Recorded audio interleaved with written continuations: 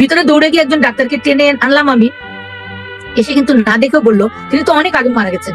আমি তখন তাকে মেরেছিলাম, এটা থাপ্পড় মেরে আমি বলছিলাম কখন মারা গেল, আমি তো তোমাদের কাছে এখন আনলাম, তুমি এত লাগাও বুকটা দেখো। তো বললো না দেখতে হবে না, উনি তো মারা গেছেন। তখন আমি বললাম আমার হাজবেন্ডকে এখানে হবে না, চলো উঠে নিয়ে যাও, চলো ওকে আমরা সিএমএইচে যাই। তখন ওই ডাক্তার বলেন না আপনি তো ওনাকে নিতে পারবেন না, এখন ম্যাজিস্ট্রেটের ইয়ে লাগবে, পারমিশন লাগবে। আমি তো হতভম্ব হয়ে গেলাম, কিছু করার নাই। ওকে টেনে তারা ট্রলিটা বাইরে নিয়ে আসলো মেডিকেলের বারান্দায়। তখন আমি দৌড়ে গিয়ে বললাম আমাকে একটা চাদর দাও, আমার বাচ্চা ঠান্ডা লাগতেছে। বললো না এখন চাদর দেওয়া যাবে না, একটি সাদা কাপড়ও দেয় নাই। তখন আমার আঁচল দিয়ে আমি ওকে ঢেকে রেখে মুখটা ঢেকে মুছলাম।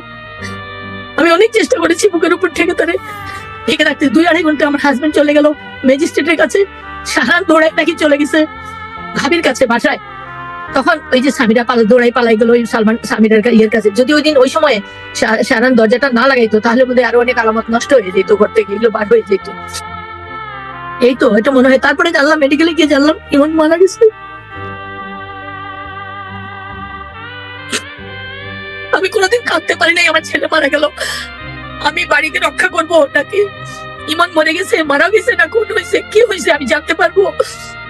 আমি জানি না। আমি সারাদিন পরে আমি গাড়িতে উঠে তারা লাশটা সব নিয়ে গেল, নিজেরাই সব করে ফেললো। এফডিসির মানুষ এফডিসিতে নিয়ে গেলো, যা করলো, গোসল করাইলো, গাটা ঢেকে দিল। আবার লাশ পচে যাবে বলে আমাদের সিলেটও টেনে নিয়ে গেল।